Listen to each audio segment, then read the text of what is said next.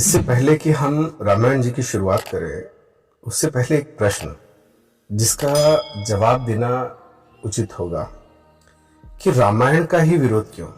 पहली बात तो ये, रामायण जलाना केवल तथाकथित अल्पसंख्यकों को प्रसन्न करने का एक उपाय मात्र है। कुरान में जिद है कि अगर नहीं मानोगे तो सर कलम कर देंगे, पर रामायण मानो ना मानो, पूजो ना पूजो, तुम्हारी इच्छा। फिर विरोध किस बात का है? कुरान की वो भयानक आयतें जो पूरी इंसानियत के लिए खतरा है, चाहे वह हिंदू हो या मुसलमान। कोई भी उसके बारे में चर्चा नहीं करना चाहता। एक व्यक्ति अपनी गलतियों के परिणाम से परेशान है, वह दीवार पर सिर मार रहा हो, वह क्रोध से भरा हो। सोचिए, ऐसे व्यक्ति को अगर उसका क्रोध निकालने की व्यवस्था कर दी जाए तब क्या होगा। इस प्रकार के लोगों का उपयोग करते हैं यह महत्वाकांक्षी लोग। सत्ता और धन की महत्वाकांक्षा है। एक ऐसा वाक्य जो कि भूत, भविष्य और वर्तमान बताने वाला हर व्यक्ति उपयोग करता है, वह है तुम दुखी हो, परेशान हो। और 99% ये सही ही बैठता है। इसका अर्थ लगभग सभी परेशान हैं। इन दुखी लोगों को भटकाना बहुत आसान है। केवल करना यह है कि एक लाभ का विषय ढूंढो और दे दो इन परेशान लोगों को, बस हो गया काम। बस ऐसा ही विषय है मनुस्मृति और रामायण। रामायण पढ़ने वालों की भी अपनी विशेषता होती है। उन्हें धर्म अधर्म का भली भांति परिचय हो जाता है। वे इतना तो जान ही जाते हैं कि जलाने वाला शत्रु नहीं, केवल अज्ञानी है। इसलिए वे घृणा के शिखर पर नहीं पहुंच पाते। उनके मन में दया का भाव होता है ऐसे व्यक्ति के प्रति जो रामायण जलाता है या रामायण का विरोध करता है। थोड़ा ध्यान दीजिएगा, रामायण है क्या। एक गांव में लोगों ने कभी शहद नहीं खाया था। मधुमक्खी का छत्ता बहुत देखा, पर तोड़ा और जलाया ही था केवल, पर शहद नहीं चखा। एक बार एक गांव वाला एक वृक्ष के नीचे लेटा था। ऊपर लगे छत्ते से शहद की कुछ बूंद उसके मुंह पर गिरी। आज पहली बार उसने शहद का स्वाद चखा था। उसने छत्ता तोड़ा, शहद निकालकर खाया और बाकी शहद घर ले गया और परिवार वालों के सामने बर्तन रख दिया। थोड़ा शहद चखकर भी दिखाया। यह देख परिवार के लोग घबरा गए और उस व्यक्ति को पागल समझने लगे, क्योंकि उन्हें तो केवल मधुमक्खी के डंक का ही अनुभव था। वह बार बार कहता, केवल एक बार अपनी जीभ पर लगाकर देखो। पर गांव वाले उस पर हंसने लगे। पर व्यक्ति मस्ती में था, आनंद में था, उसे तो स्वाद लग चुका था। वह जिससे भी प्रेम करता उससे कहता थोड़ा सा चखो। अब यहाँ असली बात होती है, अगर वो व्यक्ति आप है तो आप करोगे क्या? क्या चखने से मना करने वाले का सर कलम कर दोगे, या उस शहद को गंदा कहने वाले से नफरत करोगे? निश्चित ही एक समय आप कहेंगे कि जो सौभाग्यशाली होगा वही इसे चखेगा, अर्थात रामायण का आनंद वही लेगा जिस पर राम की कृपा होगी। जा पर कृपा राम की हुई, ता पर कृपा करे हर कोई। इसीलिए रामायण किसी पर थोपी नहीं जाती। इसीलिए हर धर्म धर्मांतरण करवाता है, पर सनातन धर्म में कभी इसकी आवश्यकता नहीं पड़ी, क्योंकि उन्हें पता था कि श्रेष्ठतम ही उनके पास है। एक ऐसा व्यक्ति जो परिस्थितियों से लड़ नहीं पाता, संघर्ष की उसमें क्षमता ना हो, वह अक्सर नास्तिक हो जाता है।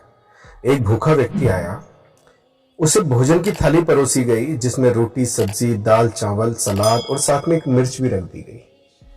मिर्ची देखकर व्यक्ति नाराज हो गया। उसने थाली उठाकर फेंक दी। बोला, इसमें मिर्च है। इस पर मैंने कहा, आप मिर्च को अलग कर देते और भोजन कर लेते, आपने उस मिर्च के लिए पूरी थाली क्यों फेंक दी? अर्थात जो बात रामायण में नहीं जचती उसे मत पढ़ो, मत मानो। पर वह व्यक्ति बोला, मैं वह थाली नहीं खाऊंगा, फिर चाहे गंदगी क्यों ना खाना पड़े। बड़े बड़े विद्वान समझाने में लगे हैं कि जो अर्थ आप निकाल रहे हैं वह नहीं है, पर ये लोग अपना ही एक राग अलाप रहे हैं, अपना ही एक अर्थ लिए बैठे हैं। रामायण परिवार में प्रेम और एक दूसरे के प्रति हमारे कर्तव्य को बताती है। विचार करिए, अगर कोई व्यक्ति रामायण के बारे में कुछ नहीं जानता, उसने कभी राम को सुना तक नहीं, राम के बारे में कुछ जाना तक नहीं, राम शब्द तक उसने ना सुना हो, पर वह अपने पिता, भाई, पत्नी के प्रति अत्यधिक स्नेह रखता हो, ऐसे व्यक्ति को अगर रामायण पढ़ाओ तो वह क्या रामायण को जला सकेगा? मेरी मानो तो वह पुस्तक अपने हृदय से लगा लेगा।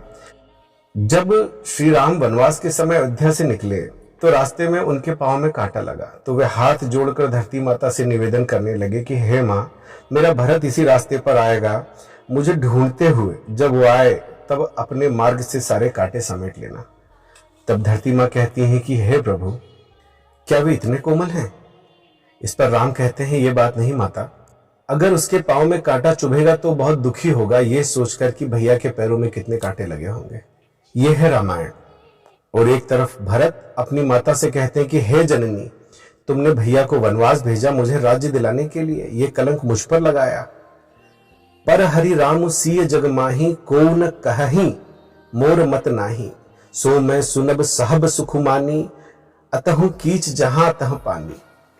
भरत कहते हैं कि इस जग में सीता राम जी को छोड़कर कोई नहीं मानेगा कि इस अनर्थ में मेरी सम्मति नहीं है। यह है रामायण। मुसलमानों की एक आयत है, पवित्र माह बीत जाने के बाद मुशरिकों, मतलब वे लोग भी जो रामायण जला रहे हैं, को छिपकर मारो, घात लगाकर हमला करो।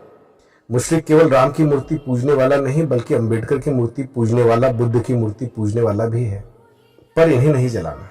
प्रयाग में गंगा यमुना की लहरों को देख भरत जी प्रसन्न हो गए, पुलकित हुए और हाथ जोड़कर कहते हैं, हे तीर्थराज प्रयाग, जानहु राम कुटिल कर मोही, लोग कहाऊ गुरु साहिब द्रोही। सीता राम चरण रति मोरे, अनुदिन बढ़ाऊं अनुग्रह तोरे। अर्थात स्वयं सीताराम जी भी मुझे कुटिल समझें और लोग मुझे गुरुद्रोही कहें, पर सीताराम जी के चरणों में मेरा प्रेम आपकी कृपा से दिन दिन बढ़ता रहे। इसका अर्थ है कि राम जी भी मुझसे नाराज हो जाएं, मुझे गलत समझें, पर मेरा प्रेम उनकी तरफ बढ़ता ही रहे, ऐसी कृपा करो। यह है रामायण।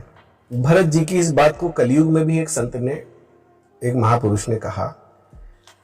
उनके शब्द थे, इश्क एक तरफा में इतना मसरूर हो जाऊंगा मैं, राम तुम होगे क्षमा काफूर हो जाऊंगा मैं तुम्हें देखूं तो देखूं तुम न मुझको देखना, तूने अगर देखा मुझे तो मशहूर हो जाऊंगा मैं।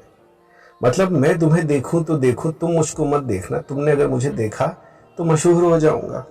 मैं अगर चाहूं कभी तो तुम न मुझको चाहना, तूने अगर चाहा मुझे तो मगरूर हो जाऊंगा मैं तुम्हें चाहूं चाहने देना, पर तुम मुझे मत चाहना,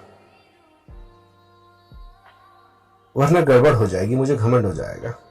मैं अगर मांगूं कभी तो कुछ न देना तुम मुझे।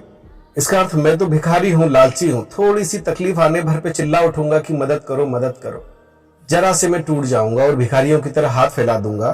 पर मैं अगर मांगूं कभी तो तुम न देना कुछ मुझे, तूने अगर मुझको दिया तो प्रेमी नहीं मजदूर हो जाऊंगा मैं। पर मैंने मांगा और तुमने दे दिया तो मेरा प्रेमी होना व्यर्थ चला जाएगा, फिर मैं मजदूरों की श्रेणी में चला जाऊंगा। कि इश्क एक तरफा में इतना मसरूर हो जाऊंगा मैं, मतलब एक तरफा इश्क की चाह है मुझे। यही भरत जी कहते हैं कि तुम मुझसे नाराज हो जाना, पर मेरा प्रेम तुम्हारे प्रति दिन रात बढ़ता रहे। हे प्रयागराज, ये कृपा करना मुझ पे। ये है रामायण, ये है रामायण। इतना सब कुछ होते भी